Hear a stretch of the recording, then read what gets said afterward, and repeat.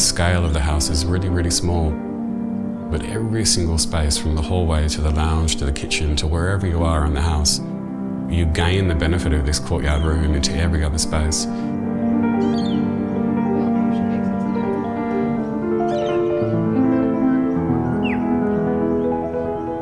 I'm Kim Bridgland from Addition Office Architects. And I'm Aaron Roberts, and we're at the Naples Street House.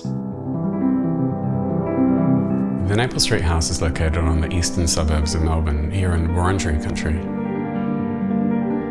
The brief for this home began from the premise of a multi-generational house.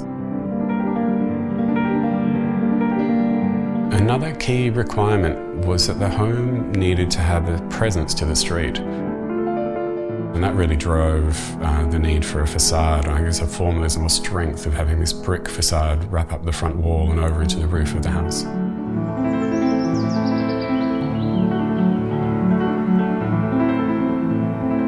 When there's this sense of a multi-generational home, it's also important to have these, interstitiary spaces and discrete spaces that circle around that home and allow that sense of being able to kind of recluse and draw together is really important in this kind of home.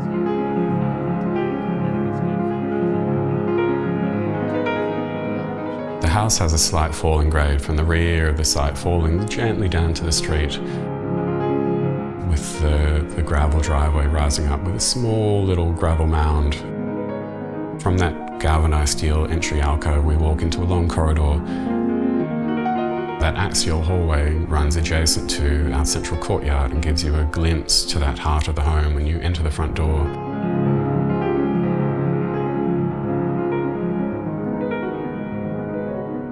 Running parallel to that entrance hallway, we have the two children's bedrooms, the bathroom, and our client's bedroom suite, with one more generous open space with a robe, a bedroom, and their own private ensuite.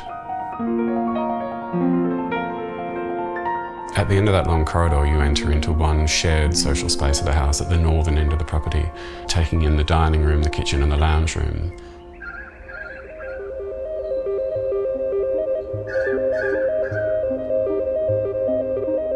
And on the western wing, we have our laundry, the elder parents' room. And then continuing that idea of having axial sight lines from the kitchen through the dining space. So we look through that minor hallway, through an open study space which opens to the street. Working within dense urban or suburban environments, we're always looking for opportunities for real sanctuary. For this project, it's very much an inward-looking house. The bedrooms create almost a defensive shield. They hold the outer perimeter of the house, allowing all of the social, the shared spaces of the home to all focus around the central courtyard and soak in that sunlight and soak in that sense of silence. In some ways, there's this sense of like a denial of context in a way. But often in these kinds of conditions, we do look for those assets that are kind of broader from the site. We harvest the sky and we borrow from this enormous and extraordinary gum tree, and we create a site unto itself.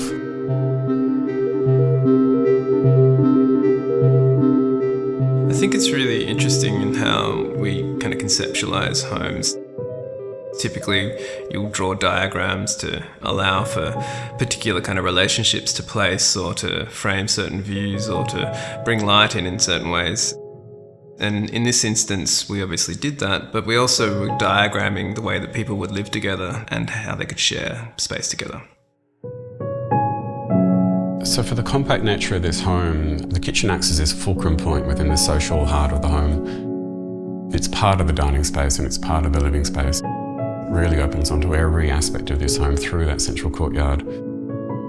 And so it was really important to have appliances that gave us that sense of design freedom so that the qualities, the atmosphere of the home could be the thing that we celebrate.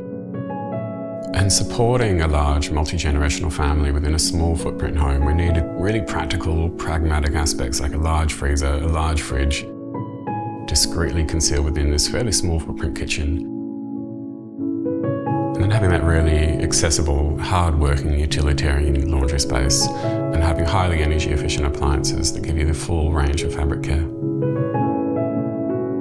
So the Fisher and Paykel appliances in the home really allowed us to plan a more flexible space and allow for a kitchen which can be used by a multitude of the family all at once.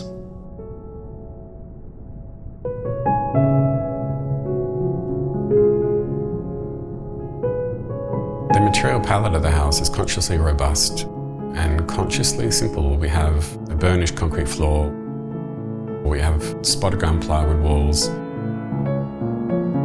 we have this immersive wrapping of brickwork over the outer facade, up over the roofs and down to this outdoor room of the courtyard.